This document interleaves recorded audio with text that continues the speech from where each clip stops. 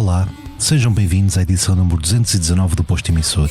Estamos a 18 de dezembro de 2024, no estúdio em Passo de Arcos. O meu nome é Paulo André Cecílio e comigo está José Cid, nome que dispensa qualquer tipo de apresentações. O músico português, vencedor de um Grammy Latino por excelência musical em 2019, lançou em novembro um novo álbum de estúdio, Depois Logo Se Vê, e estará presente na festa de passagem de ano no Terreiro do Paço, em Lisboa. José, bem-vindo ao podcast da Blitz. Obrigado pelo convite. Já não é a primeira vez. Já não é a primeira vez. Mas tem sido sempre muito interessante e essas coisas repetem-se ciclicamente e é sempre bom que isso aconteça. É que estamos vivos, ou pelo menos eu, que sou mais velho, que estou vivo ainda.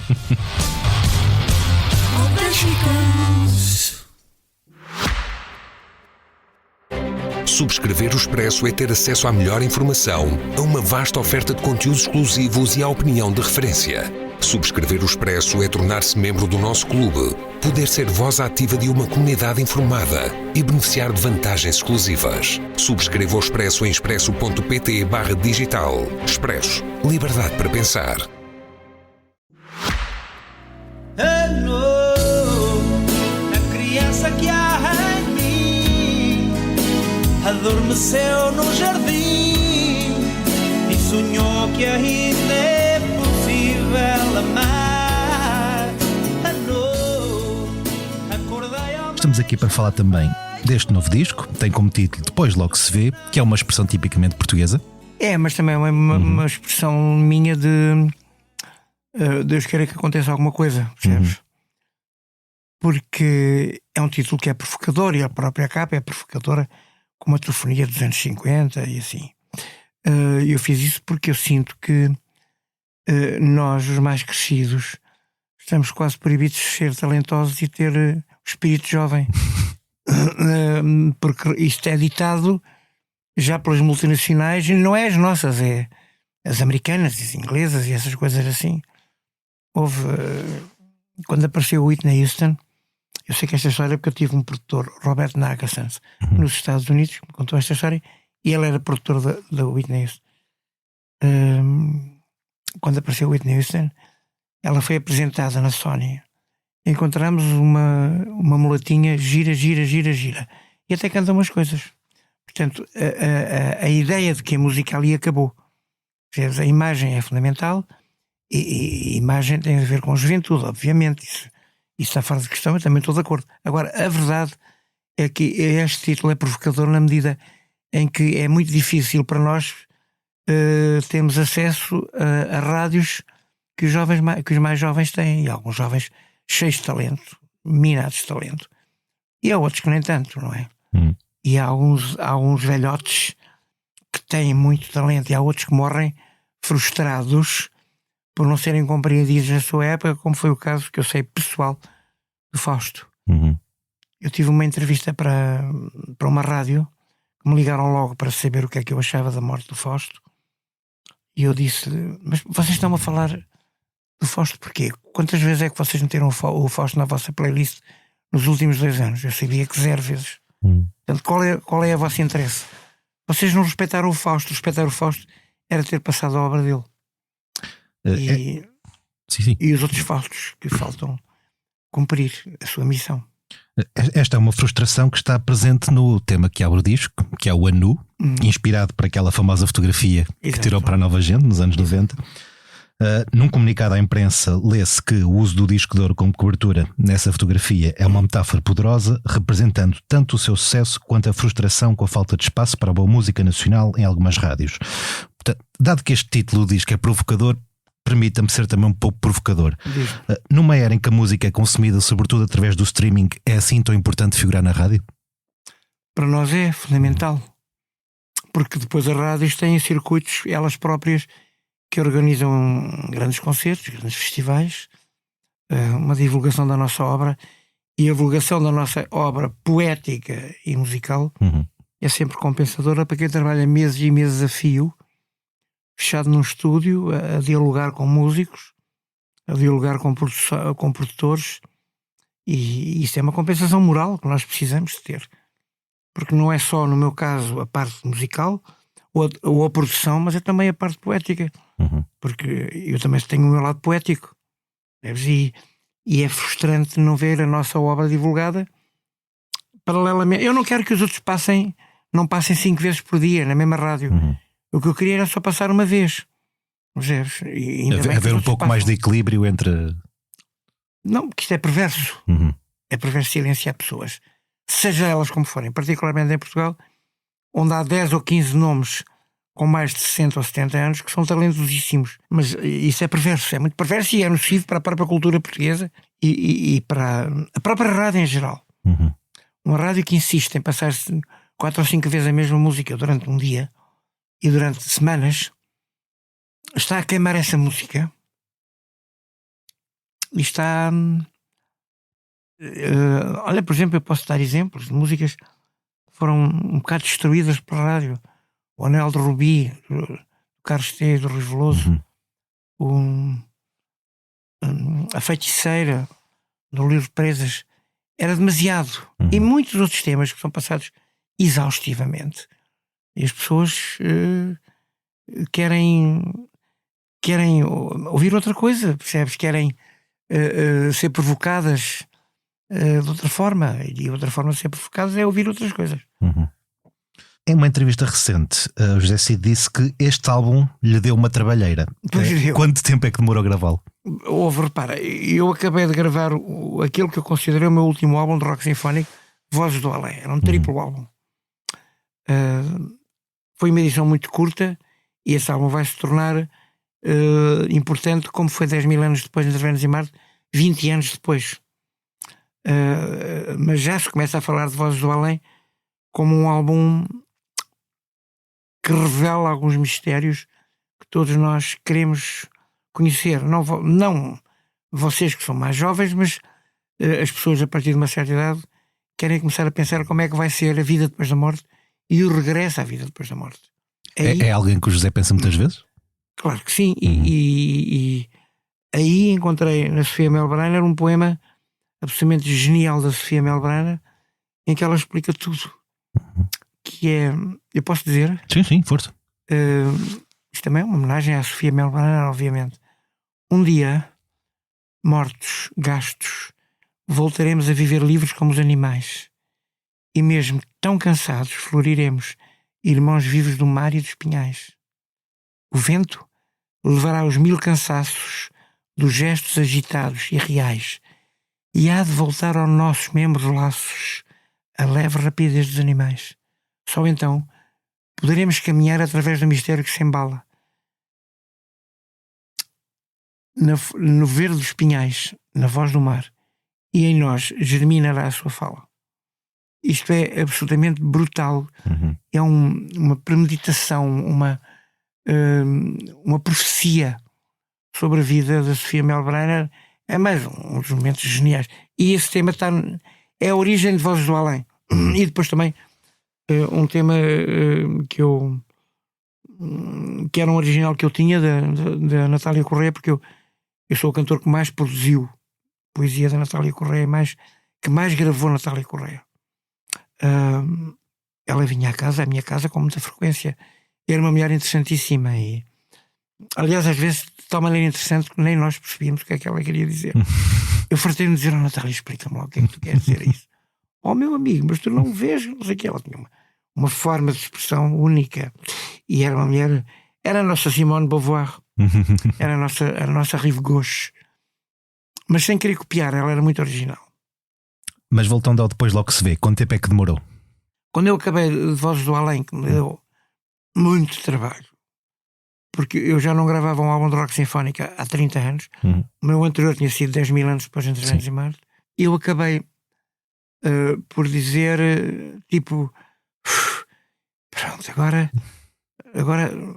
e comecei uma coisa aqui, outra coisa ali, uma música ali, outra coisa, mais um desafio do Janita, mais um desafio do Vitorino, mais um dueto com a minha enteada, que é a maior cantora lírica da Austrália. E eu começo a dizer: mas espera aí, eu estou a escrever outro álbum sem querer. E como tenho essa faculdade de ter o estúdio em casa e que me divirto imenso, porque é um analógico, gravar em estúdio analógico é divertidíssimo, é muito mais divertido que gravar em computador, por todos os motivos. Mas acima de tudo porque o lado humano vem muito mais ao de cima do que no estúdio, onde há um computador e tu estás de volta dele. Conclusão: a pouco e pouco percebi que estava a gravar um álbum, e de repente percebi que nem sequer era um álbum, que era um duplo. E olha, e depois e agora como é que eu vou fazer? Bom, agora vou reunir as coisas todas, vamos para a capa e depois logo se vê. Era uma coisa que eu dizia sempre: mas as coisas estão tão fechadas, mas eu vou encontrar a melhor promotora de todas e vou tentar fazer alguma coisa que choque um bocadinho na própria promoção e na própria divulgação do álbum. E aí estamos. O José. Aqui é muito conclusiva. Esta entrevista é já muito conclusiva do álbum. É muito conclusiva, porque o álbum já tem um mês ou mais. O José disse ao Correio da Manhã que tem menos criatividade hoje do que tinha há 30 ou 40 anos. É mais difícil compor uma canção hoje em dia? Não é mais difícil. Nós, as pessoas com mais idade, somos menos criativos. Assim como fazemos menos amor, também somos menos criativos. Eu com 30, 40 anos fazia música quase todos os dias. E agora acontece uma aqui, outra ali. E normalmente é de manhã, quando estou assim com a cabeça muito limpa, porque eu durmo 12 horas. Eu durmo como um bebê. Deito-me à meia-noite e acordo ao meio-dia, percebes? Durmo 12 horas, que é uma coisa fantástica para a saúde das pessoas, não é? Mas acordo sempre muito, com a cabeça muito fresca, mais criativo, com mais ideias. E às vezes elas aparecem. Eu não provoco a criatividade. O que é que motiva essa criatividade? Aqueles momentos em que pensa: tenho de ir a correr ao piano e compor isto? A mim nada, eu sou incapaz de fazer uma coisa dessas. Ou aparece ou não aparece. Eu não me sento ao piano para escrever, a não ser que tenha um poema à minha frente que não seja meu. Aí tento escrever, mas já a partir daí eu não vou para o piano. Bom, agora tenho que escrever uma música, tipo como quem vai para uma repartição e pica no ponto às 9:05 da manhã. Não, acontece quando acontece. Quando não acontece, eu espero. Percebes? Porque sei que mais cedo ou mais tarde vai chegar, neste caso com a minha idade, para te responder à pergunta que fizeste, é mais tarde. Quer dizer, eu já não componho como os compunha de antes, mas componho sólido. Há alguns temas que eu, por exemplo, eu no álbum anterior a este de Vozes do Além, tenho um tema que me orgulho de ter escrito, que se chama No Meu Fado Há Sempre um Blues. Andava toda a gente do fado, e eu sou fadista amador, andava toda a gente do fado a falar que, mas concretizar aquilo numa música era complicado. E eu acabei por escrever e convidar a Marisa Liz para fazer um dueto comigo, porque era um tema meio jazzístico, meio bluesy, e ao mesmo tempo tinha fado. E ela fez o lado mais bluesy e eu fiz o lado mais fado, e resultou um tema muito surpreendente. No Meu Fado Há Sempre um Blues. E agora já ninguém pode falar que não está feita a ideia, concluída a ideia. Uma coisa é tu falar sobre uma ideia, outra coisa é conseguir concretizá-la em estúdio e pôr o poema sobre a música e depois gravá-la. É diferente, e isso é que nós conseguimos. O Depois Logo Se Vê inclui uma versão ao vivo de No Dia em que o Rei Faz Anos, dos Green Windows. Porquê é que decidiu incluí-la? Porque eu precisava regravar essa música há muito tempo. Porque poucas pessoas perceberam que o Dia em que o Rei Faz Anos sai para a rádio, sai para o grande público poucas semanas antes do 25 de Abril. E que aquela é a história verdadeira do 25 de Abril. Embora a senha do 25 de Abril seja um tema lindíssimo do Paulo Carvalho, é uma canção de amor, não tem nada a ver com uma canção de revolta. E realmente no Dia em que o Rei Faz Anos o povo dirige-se para a cidade por veredas e por estradas que não são as principais, nessa altura era a Estrada Real, e para poder abrir as portas à cidade e dizer ao ditador para descer porque o querem conhecer. E eu sou o poeta, eu sou o trovador que assiste ao povo a levar o rei morto, rei posto, no seu caixão. Isto é, o 25 de Abril previsto por uma canção premeditadamente escrita com metáforas, como é a tourada do Fernando Tordo ou o cavalo à solta. Porque era obrigatório por causa da censura. A censura existia, mas a censura era burra. Muito burra. Porque não era culta. Percebes? E a censura perseguia acima de tudo as pessoas que estavam inscritas no Partido Comunista. Salazar tinha essa obsessão do comunismo. E a verdade é que o dia em que o rei faz anos é a história. Veio a gente da gleba, mais a gente do mar, para invadir a cidade e abrir as portas à cidade para impar e obrigar o ditador a descer à rua. Portanto, essa é a história verdadeira do dia em que o rei faz anos. E essa é uma história que se começa a perceber, porque muitas poucas pessoas perceberam, encantadas com a história, que parece uma história infantil quase, exatamente por isso, com metáforas quase infantis, para eu poder fugir, porque o tema é todo meu, música, poema e a música. A censura veio no próprio dia do festival, veio o Carlos Cruz ter connosco, a mim, ao Paulo Carvalho, que estávamos ali, dizer: não vai haver festival. O Marcelo Caetano vai à televisão demitir-se. Isso não aconteceu. Ele fez mal, porque por acaso era uma grande golpada ele ter-se demitido naquela altura, quando toda a gente estava à espera do festival da canção. Eu, Marcelo Caetano, adeus, vou-me demitir, mas vou abrir este país a uma democracia plena, que era uma coisa que eles não fizeram, nem lhes interessava. No disco há também uma canção que se chama A Ilha da Madeira. Para mim é a mais interessante do disco, na medida em que apresenta uma toada meio reggae. Por isso eu ia perguntar, é fã do género? É um reggae, um bocadinho reggae Man Network, é um bocadinho reggae urbano. Percebes? Eu fiz a primeira parte dos Man Network na Austrália, nos anos 80. É um reggae urbano, mas é uma cena. Está a fazer um êxito imenso na Madeira, está tudo. Já as discotecas da Madeira, as rádios todas a passarem, não sei o quê. Mas eu, por acaso, não é das músicas mais interessantes que eu considero no álbum. Eu estou a falar para a opinião pessoal, claro. Pois, claro, mas eu também tenho a minha opinião pessoal e as nossas opiniões pessoais valem o que valem, não é?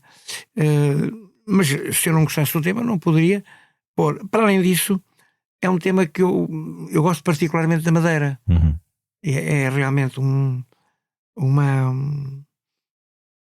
a Madeira é um jardim, mas não é aquele jardim que nós estamos a pensar. A Madeira é verdadeiramente um jardim, percebes? E é uma das ilhas mais bonitas do mundo, assim como os Açores são das ilhas mais bonitas do mundo. Nós temos esse privilégio. Não é? E a Madeira inspira. A Madeira justifica escrever um tema sobre a Madeira. E foi o que eu fiz. Ilha da Madeira é uma espécie de reggae. Tu gostas de reggae? Gosto de reggae. Pois é, mas eu gosto de muita coisa também. O reggae é uma coisa que tem o interesse de ser interventivo, de ser como o rock. O rock tens o rock cor-de-rosa para dançar na discoteca, e o rock é a intervenção. Como tens nesse álbum, ou talvez o rock mais interventivo de sempre da história da música portuguesa, que se chama de Ditadores, está o cemitério cheio. Quer dizer, sim, iríamos lá chegar, entretanto. Portanto, é interventivo. O rock tem esse defeito de ser cor-de-rosa e essa qualidade de não ser cor-de-rosa, de ser interventivo.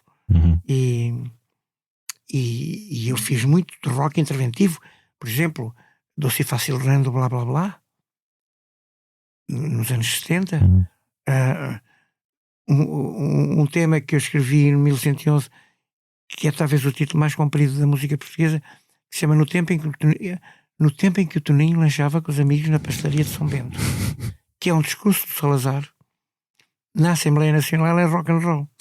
Reuni esta Assembleia, porque ele cantava, para vos propor uma ideia que ainda hoje me ocorreu há pouco tempo. Mando transformar em ursos quem se atreva a dizer não, como simples medida de precaução. Sou um fóssil muito fóssil, sou um fóssil muito dócil, muito pouco dócil. Isto é aquilo que depois vou para ali fora. É um discurso de Salazar na Assembleia Nacional. E chama-se No Tempo em que o Toninho. Fiz muita coisa interventiva. Eu, aliás, fiz no 1111 uma coisa que a maior parte das pessoas ainda não perceberam. nós fizemos underground em português, mas sem copiar o Steve Rex, sem copiar nada do underground em inglês. Nós fizemos porque era a nossa geração, compreendes? Era a geração do Power Flower e dessas cenas assim, e fizemos porque sim, porque éramos jovens, estávamos informados e éramos uma banda culta. O 1111 era uma banda que germinou depois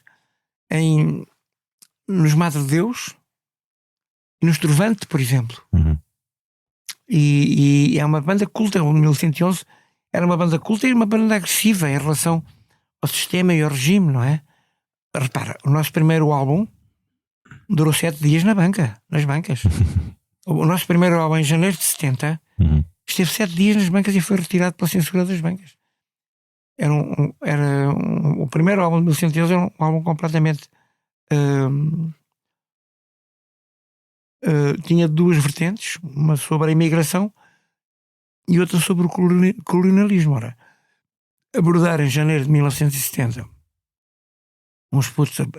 E tem uma coisa interessante desse álbum, que é a primeira versão das Trovas de Vento que Passa.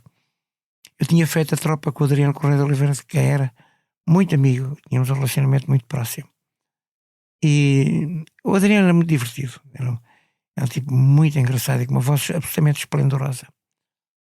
Ainda bem agora que na Assembleia Nacional decidiram que finalmente era património, mas já devia ter sido há muito tempo.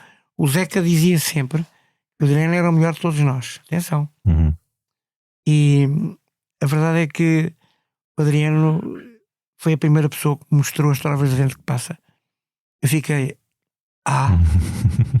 e logo fiz a versão de 1111 nesse álbum das Trovas de Vento que Passa, com as nossas namoradas a cantar assim numa espécie de jam. Mas foi muito interessante. Voltaremos ao Quarteto de 1111 mais à frente, porque também há aqui umas perguntas que eu quero fazer sobre. Regressando aqui a este novo disco, na Ponte nas Ondas, o José Cid faz uma interpolação na letra das Águas de Março do Tom Jobim. Exato. No passado, numa entrevista, o José Cid disse foi que a Bossa Nova começou uma aprendizagem de cantar em português no final dos anos 50, quando ainda tocava nos Babies. A meio dos anos 50, não era no final. Portanto, a pergunta é, esta interpolação é uma espécie de homenagem a esses professores? Com certeza. Porque eu era muito jovem, já começava a arranhar e a escrever em português, mas a influência de Tom Jobim e de João Gilberto foi muito importante. Eu ainda hoje canto João Jobim nos meus concertos, mas sem sotaque.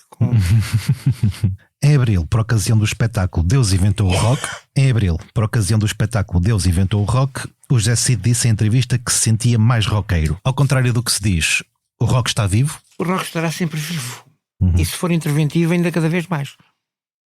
Que é uma forma de... Hoje, muita da intervenção, até política, se encontra no rap, mas o rock tem que ser interventivo, senão o rock cor-de-rosa por si só não leva a parte nenhuma, percebes? O rock tem que ser jovem, é jovem, é feito de pessoas jovens. As pessoas jovens são mais... têm mais sonhos, sonham mais do que a nossa geração. Eu continuo por dentro, continuo jovem, mas eu compreendo que nem sempre é assim. O rock pode ser interventivo, mas é preciso que haja poetas que escrevam nessa direção, não é? Porque também pode ser, como as baladas podem ser interventivas. Eu tenho uma balada interventiva neste álbum, que é o Aljube. Zé Fanha, que é um homem de esquerda, a música do Mário Mata, e o poema é muito interessante porque eu conheço muita gente que passou na minha geração pelo Aljube e pelo Tarrafal. Portanto, é normal que eu tenha ficado encantado com esse tema e tenha perguntado ao Mário Mata, que foi quem me mostrou, se era possível eu gravá-lo. Noutra entrevista recente, o José Cid disse que se tivesse nascido em Espanha teria sido fuzilado numa praça de touros. Durante a ditadura, como bem sabemos, as canções do José Cid foram alvo de censura. Houve alguma situação mais problemática do que essa? Algum aperto maior por parte? Sim, eu tive proibido de entrar em Angola durante 6 anos. Mas também não posso esquecer de uma coisa: embora o Salazar fosse um ditador, o Franco era muito mais sanguinário. O Franco era muito mais sanguinário. Repara, nós inclusivamente quase 100 anos depois fazemos uma revolução de 25 de Abril em que praticamente não morreram pessoas. Isto em Espanha era impossível, percebes? E não foi possível. A Guerra Civil de Espanha foi abominável e o Franco liga-se a Hitler para ter uma força militar mais poderosa para mandar fuzilar toda a gente em tudo que era sítios, particularmente em praças de touros. E foi aqui ao pé.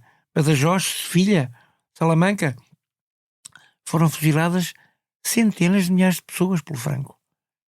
Portanto, agora que o querem tirar lá do jazigo que ele mandou construir, acho que fazem muito bem. Ponham num sítio qualquer. Encher o cemitério. Encher o cemitério de ditadores. Por exemplo, encher o cemitério de ditadores ou pôr num sítio que ele não mereça. Numa estrequeira, porque realmente o que ele fez foi muito feio, foi perverso. E realmente Salazar exilou pessoas. O meu sogro foi exilado para Timor por Salazar. E o meu sogro nem sequer estava inscrito no Partido Comunista, era algarvio, e foi exilado pelo Salazar com 28 anos. Teve 5 anos no degredo em Timor.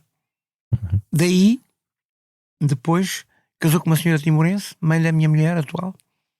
Teve 12 filhos, adotou mais 6 filhos de amigos deles que foram mortos pelos japoneses na Segunda Guerra Mundial. É uma saga, não é? É uma história. E a minha mulher é das mais novas dessa geração da família, mas tem e com toda a razão, uma raiva surda ao Salazar, que exilou o pai dela com 29 anos. Um jovem algarvio, assim. Fugindo um pouco ao Estado Novo, o José Cid esteve recentemente em Sintra a dar um conselho solidário em nome de 2 associações de bombeiros voluntários, Dom Messagem e de Colares. A pergunta é no sentido de como é que olhou para os protestos recentes dos bombeiros sapadores em Lisboa? Eu achei que qualquer protesto é preciso que se faça. Quando há um grupo de pessoas grande que não está de acordo, que se sente desprotegido, que se sente incompreendido e até um pouco explorado, tem todo o direito de se manifestar. Eu não assisti bem ao que se passou. Dizem que foi um protesto demasiado violento, em que não houve sequer diálogo. Mas eu acho que sim, que os soldados da paz, sejam eles sapadores ou não sejam sapadores, têm que ser olhados de uma forma muito mais digna em Portugal. Este espetáculo que eu fiz é o corolário desta época, já ter 7 ou 8 concertos feitos a favor dos soldados da paz. Deixa-me cá ver se eu me lembro. Portimão, fiz São Brás da Portel, Viseu, vou fazer agora São João da Madeira, fiz a Praia das Maçãs e vou fazer aquilo que eu puder. Porque se eu tenho a faculdade de poder ganhar a minha vida em câmaras e vilas, em concertos que são bem pagos, o meu cachê não é muito alto, mas eu também faço isso para poder atuar e para os meus músicos poderem trabalhar, eu sinto que tenho que retribuir e não me custa nada. A um dia de semana, uma quinta-feira ou até uma sexta, porque não, ir piano debaixo do braço, levo o Mário Mata e mais um amigo qualquer das terras onde eu vou cantar e fazemos uma coisa como se fazia antes, na altura do 25 de Abril, o canto livre. Vamos ali, enchemos uma sala, os bombeiros pagam, as mulheres dos bombeiros também pagam, angaria-se 5 ou 10 mil euros, e isso é muito útil para as corporações de bombeiros, compreendes? E isso eu faço, e acho até que gostaria que os meus colegas que têm essa capacidade de o fazer, isto é, que sabem tocar e que sabem cantar, e que façam, e que usem essa possibilidade de ganhar a sua vida nas vilas e nas cidades, mas poderem retribuir na época baixa. No mês passado passou por este mesmo posto emissor um senhor chamado Tomás Wallenstein, dos Capitão Fausto, que durante a entrevista lembrou uma canção intitulada Zé Cid, presente no Gazela, que é o primeiro disco dos Capitão Fausto. Até contou que os Capitão Fausto pediram autorização ao José Cid para usar o próprio nome. saber que influenciou todas as gerações de músicos que se lhe seguiram, deixam mais feliz que todos os prémios que já conquistou, ou está ela por ela? E os Gansos também. Os Gansos também, sim. Mas eu respondi aos Capitão Fausto, uma música giríssima. Usando um bocadinho a música deles, mas modificando a letra, em que os Capitão Fausto são faunos que andam pelos bosques e que depois estão as ninfas, enquanto eles dormem a sesta, fogem para a lagoa e tomam um banhinho nuas, e os Capitão Fausto são os heróis, porque quando acordam a sesta vão ter com as ninfas para tomar banho nus com elas nas lagoas. Eu fiz uma letra logo ali, assim, percebes, à volta também de uma clareira, onde há duendes, onde há bruxas, onde há fadas, tudo a tocar flautas e harpas, à volta de fogueiras e adufes. O tema, a minha resposta está muito interessante, é mais roqueira até que a deles, mas saber que miúdos, porque são miúdos, podem ser meus netos, estão a fazer coisas pensando na obra minha que eles já conhecem, e particularmente a obra que eles conhecem, é mais 10 mil anos depois Entre Vênus e Marte. Sim, não são os únicos. Quando o José se deu os concertos do 10 mil anos nos Coliseus, foi com os Savana. Pois foi, exatamente. E o Savana também. Conclusão, isso é muito interessante e é muito emocionante, porque eu sou bastante admirador dos Capitão Fausto. Eles não são propriamente miúdos que estejam... eles arriscam. E esse facto de arriscar é muito honesto. Era aquilo que 1111 fazia também. Nós arriscávamos. Mesmo que desse para o torto, a gente arriscava. Percebes? Porque preferíamos arriscar a ficar muito equilibradinhos, como algumas bandas eram os meninos do Vavá, que faziam aquilo tudo muito igualinho, tudo muito, muito perfeitinho e não sei o quê. Nós arriscávamos. Foi daí que apareceu a nossa obra ligada a um certo underground, como Monstros Sagrados, ou Levaram Tudo o que Eu Tinha, ou Mitos. Isso tudo apareceu no 1111 e quase que dava um álbum só com o título Underground Português. Só que a Valentim Carvalho, nessa altura, nós não tínhamos um bom relacionamento com eles. Tínhamos para já um grupo grande de pressão contra nós, contra mim. E depois, quando entrou o David Ferreira, que faz umas entrevistas bastante interessantes na Antena 1, ele não me conhece e é capaz de falar da música de intervenção e não percebe que eu passei pela Valentim Carvalho com 28 temas censurados. Isto é perverso, porque ele de burro não tem nada, mas eu também não. Eu já lhe disse, isto que eu estou a dizer aqui, eu digo-lhe, olha, desculpa lá, mas podes falar da intervenção que houve na Valentim Carvalho, que não houve nenhuma. A única pessoa que interveio na Valentim Carvalho era o 1111 e era eu. E vocês fugiam de nós como o diabo da cruz. Agora não venhas com conversinhas mansas que a mim não me convences. Mas confesso que eu sou fã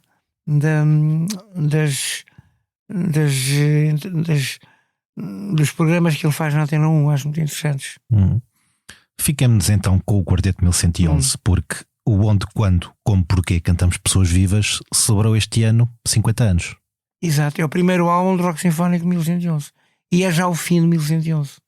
O que é que te se recorda destas gravações? Mas para tudo e gravámos. O nosso baterista não podia gravar porque viajava, trabalhava na TAP, viajava noutra onda e gravámos com outro baterista, o Vítor Mamed. E às vezes gravámos com um baterista francês que também estava cá, o Daniel Luiz, e de resto era eu e o Muniz Pereira e o Mário Rui Terra que gravámos o álbum. E o álbum é um álbum poético, é um álbum de 25 de Abril, é um álbum que começa com um grande poema do José Jorge Letria, hoje presidente da Sociedade Portuguesa de Autores, um grande poema dele, Cantamos Pessoas Vivas. O Onde, Quando, Como e Porquê são meus, poeticamente. Quando eu acrescentei, ou cantamos Pessoas Vivas, onde é que cantamos, como é que cantamos, quando é que cantamos e porquê é que cantamos. Essa parte já é minha. É um álbum cuja mistura não agradou ao José Cid, segundo sei. Não. Porque não, eu até posso citar: o Vítor Mamed pôs a bateria no primeiro andar e os outros instrumentos no resto de chão. Mas isso é muita tendência dos músicos que misturam e que tocam. Pois querem ser sempre os seus instrumentos mais em cima. E o Vítor Mamed é um excelente baterista, mas percebeu pouco que aquilo é um álbum poético e não um álbum instrumental. Também era um álbum instrumental, mas basicamente Cantamos sobre é um álbum poético, é um álbum que tem a ver com o 25 de Abril, logo a seguir. E era esse lado que convinha salvaguardar. Mas ao longo do tempo as pessoas foram descobrindo as palavras, até porque elas estão lá escritas, e perceberam que realmente também era um álbum poético. Mas eu não gostei da mistura, mas pronto, está feito. Eu afastei-me da mesa de som. Terminem vocês que eu fico-me por aqui. É um álbum que teve como engenheiro de som o Hugo Ribeiro. E o José Cid disse: ele ficava em pânico quando nos via entrar com guitarras com pedais de torção e amplificadores. Pois é, porque o Hugo Ribeiro era o técnico na Valentim Carvalho que gravava os fadistas todos. Ou seja, não estava habituado Nada. Gravava guitarras de fado, violas de fado.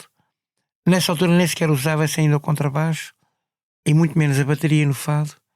Conclusão: o Ribeiro, assim que eu via, apavorado. Mas havia na Valentim Carvalho o Zé Carvalho, que vivia numa casa ao lado ali, e o Zé Carvalho ajudava-nos muito, porque ele percebia muito bem a intenção de 1111. Repara, o 1111 seguramente, e é preciso que as novas gerações percebam, e que é, na Europa continental, o grupo mais ousado, mais censurado, mais à frente do seu tempo da Europa continental. Os espanhóis nem os franceses não tiveram nada disso. Repara, quando em 1111 estava a gravar Monstros Sagrados, o Doce e Fácil Rando, blá blá blá, em França ouvias o Johnny Hallyday a cantar Souvenir, percebes? E aquela parola da outra, da Sylvie Vartan. Mas isso os franceses eram muito chauvinistas. Sabes a história? Os Beatles fizeram um concerto no Palais des Sports em Paris. Encheram o Palais des Sports, mas só encheram um dia. Logo na semana a seguir, o Johnny Hallyday e a Sylvie Vartan tiveram 7 dias com o Palais des Sports cheios. Percebes? A ouvir aquela super trampa da música que eles tocavam. Percebes? E os franceses são extremamente chauvinistas. E mais, os franceses viraram durante muito tempo as costas a pessoas como Jacques Brel,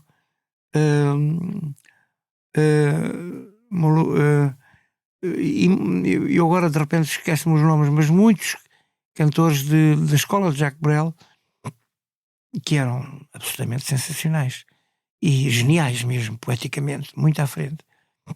Léo Ferré, por exemplo? Léo Ferré, tens toda a razão, obrigado por me teres lembrado. Eu por acaso, nessa altura, até era muito amigo de um cantor francês que era muito conhecido, mas não era nada interventivo, era um cantor de casino, mas achei-lhe piada por ser ele.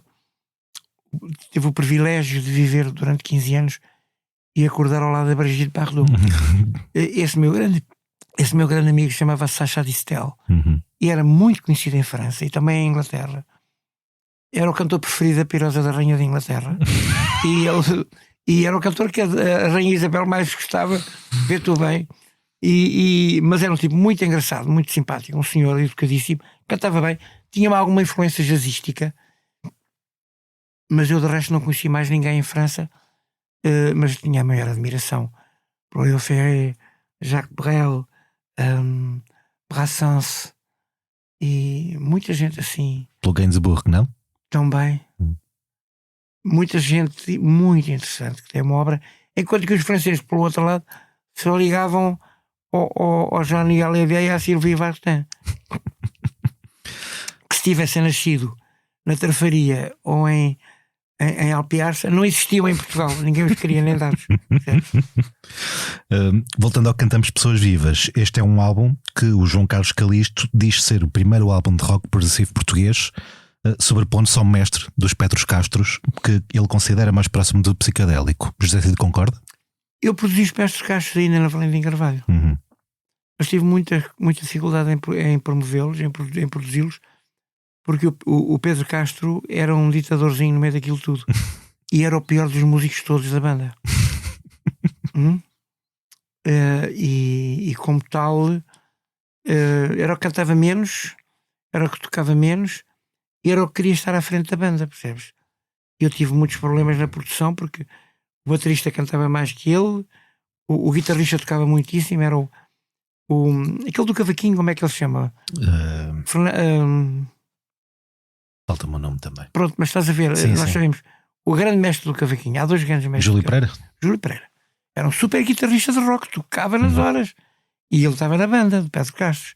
E eu queria que ele viesse para a frente, percebes? Com o baterista que cantava muito bem. Mas o Pedro Castro não me deixava. Tinha que ser como ele queria. E então, quando ele disse tem que ser como tu queres, ou isto é uma ditadura e que vai continuar nas tuas mãos, ou se isto for uma democracia musical, temos que abrir para todos. E aí todos nós nos vamos encontrar. Mas parece que ficou por aí, talvez, porque teve esse grande defeito, que era a pessoa que estava à frente e que mandava. Aqueles que mandam, percebes? E tem piada. Houve alguém que disse que se houvesse um ditador que soubesse mandar, era capaz de ser uma boa ideia, mas nenhum ditador sabe mandar. Por isso é que está no cemitério. Voltamos ao mesmo. Para além deste novo álbum e desta efeméride, 2024 ficou marcado pela campanha publicitária que o José Cid fez para o Olá. Mas eu não sei como é que ele me veio cair em cima. Juro-te que eu não tenho nenhum manager que preocupa. Já não tenho nenhum manager. E depois não tenho nenhum manager que se dirigisse numa direção dessas. Porque eu só há muitos anos é que fiz publicidade, uma coisa qualquer, é que eu aterro num paraquedas no meio da Serra da Estrela e estávamos à volta numa fogueira. Já foi há muito tempo. E ainda eras tu uma criança, já foi há muito tempo. Aqui neste caso aparece-me a proposta do Olá. E eu, para correr com eles, porque eu não queria fazer, pedi-lhe assim um dinheiro avultado e eles aceitaram logo. Eu fiz. E agora vou confessar uma coisa: eu estou viciado nestes cornetos do Olá Brigadeiros, que são uma delícia de chocolate. E adoro. Mas tenho que parar com aquilo, porque já estou a tornar-me viciado, como há pessoas que se viciam no chocolate, não é? Como no álcool ou como em aditivos. Há pessoas que também estão viciadas no chocolate. Eu estou viciado já naquele gelado. Adoro. Aliás, em 2022 José Cid disse que a sua maior extravagância era ser golosíssimo. Sou muito. Portanto, eu pergunto, já que estamos em época natalícia, o que é que costuma ter em cima da mesa na consoada e no dia de Natal? O meu Natal, de há uns anos esta parte, é um Natal muito privado com a minha mulher e com a minha filha. Mas o que houver eu vou papando, porque eu gosto muito dessas coisas todas. Mas pronto, é um exagero no dia de Natal. Eu sou pré-diabético e como sou pré-diabético tenho que ter cuidado. Mas tem um cuidado relativo. Mas no Natal há sempre uma altura do ano, ou 2 ou 3, que se pode prevaricar, qual é o problema?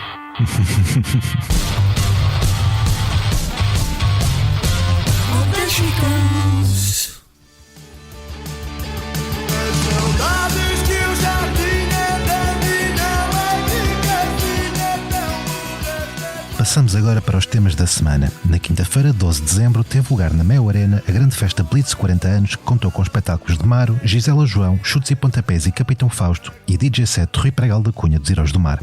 O Presidente da República, Marcelo Rebelo de Sousa, celebrou com a Blitz o seu aniversário, tendo-se deslocado à Mel Arena para assistir nas filas da frente aos espetáculos dos Chutes. Foi a melhor maneira de terminar o dia, disse a SIC.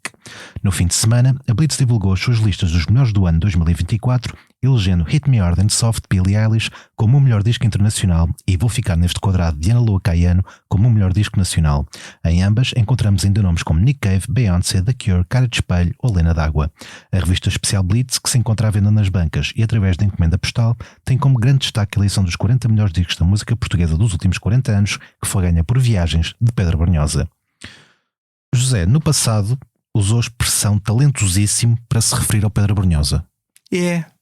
Mas eu fico muito contente que esse prémio também sido mais recente ia perguntar se otorgado a Lena d'Água, porque ela continua a cantar muito bem, continua a ter uma boa atitude é da minha geração, um bocadinho mais nova, e isso é bom que se reconheça na Lena d'Água, tudo isso, mas eu gostava que a Blitz tivesse olhado para o meu Vozes do Além, para o meu álbum de rock sinfónico. Atenção que não fomos nós que votámos, nós pedimos a várias pessoas para votarem. Depois está bem, mas podiam ter votado naquilo que é o melhor álbum de rock sempre da música. A culpa portuguesa. Não é nossa, atenção. Pois, mas então as coisas são obliteradas, porque se calhar isto foi tudo perguntado a rapazes que estão ligados a multinacionais ou que são opinion makers muito ligados a lobbies aos quais eu não pertenço. Eu acho que a Blitz também não é tão ingênua como isso. Podia ter dito os chutes, claro que sim, porque eles não são eles os verdadeiros pais do rock português, mas o José Cid como mãe, com o 10 mil anos depois entre Vênus e Marte, que está muito acima dos contentores, muito à frente, deveria ter sido convidado também. Eu achei que eu tenho sido muito obliterado por algumas pessoas. Eu acho que isso é premeditado, e sem ter a mania da perseguição. Eu fico-me a rir por dentro, porque depois tenho a compensação do outro lado, que é ao vivo. Eu revelo-me e tenho gerações e gerações de gente nova a aplaudir-me. Mas eu estou de acordo com todas as pessoas que foram convidadas para a festa do Blitz, menos também daquelas que foram esquecidas. E eu sou uma delas, porque se eu sou nomeado a seguir ao Zeca Afonso o melhor álbum de sempre da história da música portuguesa, acho que o senhor Blitz, espera aí, vocês é que mandam, vocês é que dizem, mas não se esqueçam que há aqui uma coisa. E para ali não é só disso. Eu tenho o meu álbum com poesia de Lorga, que é um álbum brutal, ou o meu álbum Castoré, jazzístico, que é bom que não se ponha de lado, percebes? De qualquer forma, o cantor mais premiado sempre da história da música portuguesa não estava nessa festa. Porque estava a dar um concerto solidário. O cantor mais português, volto a repetir, da história da música portuguesa não estava na festa do Blitz. E o problema não é do cantor mais premiado sempre, mas de longe da história da música portuguesa. O problema é do próprio Blitz, que também tem direito à opinião. Se faz uma festa, quando tu fazes uma festa em tua casa, tu sabes quem é que convidas, não mandas os outros convidarem, não é? Convidas tu. E eu acho que, pronto, como diria Salazar, tenho dito.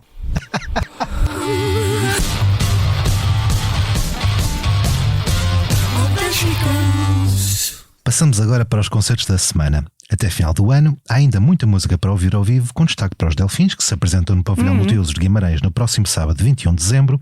No mesmo dia, Jorge Cruz show ao palco do Teatro Aveirense, e os 4:30 dão 2 concertos na Super Boca Arena, Pavilhão Rosa Mota, a 20 e 21 de dezembro. Legendary Tiger Man dá o seu tradicional concerto de Natal na Galeria Zé dos Bois, a 25, e Paulo de Carvalho atua na Casa da Música, no Porto, a 28, e no Centro Cultural de Belém, em Lisboa, a 29. A 31, José Cid e Miquel Carreira darão as boas-vindas ao novo ano, com espetáculos no Terreiro do Paço, em Lisboa. No dia 31 sou eu que atuo. Quando o Miquel Carreira tocar, eu já não sei em que dia é, deve ser no dia a seguir, mas eu já não estou lá como deve ser. Já fugi. Já fugi. Mas, certeza. Mas em relação a este concerto... Eu sim, no dia 31 faço um concerto no Terreiro do Paço. no campo, como é que se chama? Na Praça do Comércio. Espero que das 10 à meia-noite menos 10 ou assim. E está para alguma coisa especial? Por ser Sim, novo? Estou. Vou abrir com fado. Vê tu bem. Porque há muito estrangeiro que está ali que quer ouvir o som das guitarras. São 3 temas. Vou cantar 3 temas. Um tema meu que se chama A Lenda da Princesa Mal Amada, que é um tema sobre Lisboa, que é muito pouco conhecido. Depois vou cantar Lisboa Antiga. E depois vou cantar O Cheiro Bem Cheirado de Lisboa, que é uma coisa que toda a gente vai cantar. E depois começo com um tema que o Mário Mata me deu, que está neste álbum, que se chama Noites de Lisboa, mas é uma rocalhada. E vou cantar também algumas coisas em inglês, porque eu tenho versões em inglês de 20 anos, do Adio Adio também tenho, algumas versões em inglês, do Caneva Nova York também tenho versão em inglês, porque está ali muita gente estrangeira. Mas vou fazer uma festa, vai ser a abrir, vai ser um concerto bastante roqueiro, o mais possível, porque a dinâmica do rock é a dinâmica que aquece as noites mais frias. E quando o rock é bem tocado e é bem cantado, é o ideal para uma noite fria. Porque senão apanhas um velório ali que nunca mais aqueces. Esses espetáculos todos que tu anunciaste é tudo gente muito boa e ainda bem que isso existe.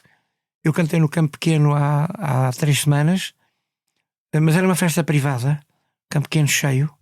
É como se eu tivesse feito um concerto no Campo Pequeno, porque estava cheio, estavam lá 4 ou 5 mil pessoas, eu levo a 6 mil, e depois, exatamente por isso, tendo feito um Campo Pequeno ainda em novembro, e fazendo a passagem do ano, não havia justificação nenhuma de eu fazer nada mais em Lisboa, a não ser alguns corporate, isso fiz, mas são coisas pequenas, e estou muito contente desde já por este convite, porque é a segunda vez que eu volto à passagem do ano em Lisboa. É muito bom para mim. E o que é que espera para 2025? O que é que espera que o ano lhe traga? Não sei, depois logo se vê, mas para já vamos editar o segundo CD single já em janeiro, fevereiro, que é esse tema que eu gravei, me foi oferecido pela Uxia, que é uma cantora, é a maior cantora da Galiza. Ela é muito portuguesa, tem muito sentido daquilo que é português. Ela até ao Mondego é portuguesa ainda. É uma autêntica descendente do condado galaico-doriense. E esse tema é brutal, é um tema sobre a lusofonia, engloba todos os países onde se fala português, inclusive a Galiza, que tem uma parte muito portuguesa, e vamos fazer o segundo CD single nessa altura, e espero ao longo do álbum, lá para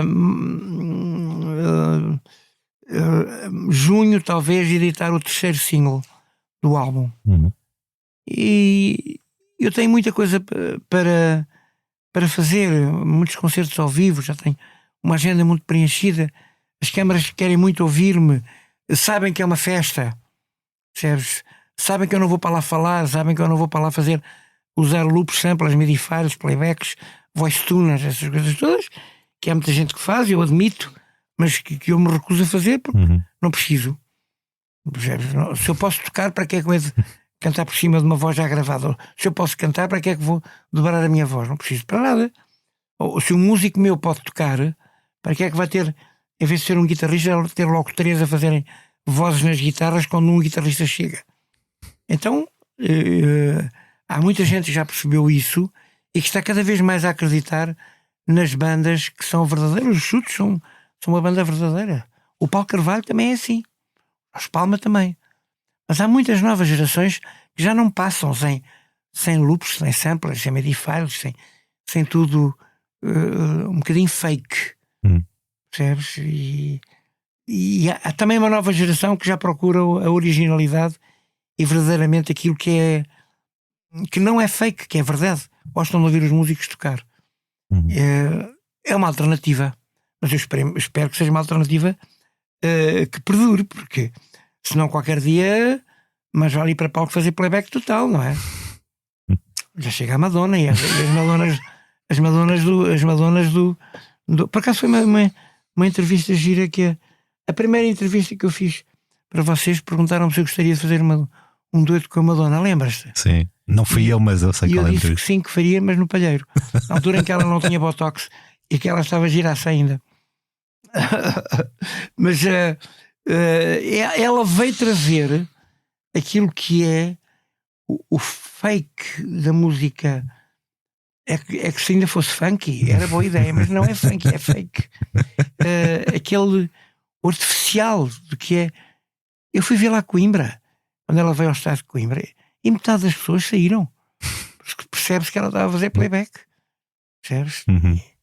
E depois vem essa escola que ela trouxe atrás. Ela é tanto a rainha do pop como eu sou o rei da Patagónia. Não era da rainha do pop nenhum. A rainha do pop era a Tina Turner, que assimilava coisas fantásticas que vêm do jazz e dessas áreas todas, e cantava como uma leoa. Não confundam o Benfica com o Sacavlense, como eu costumo dizer. Pelo amor de Deus.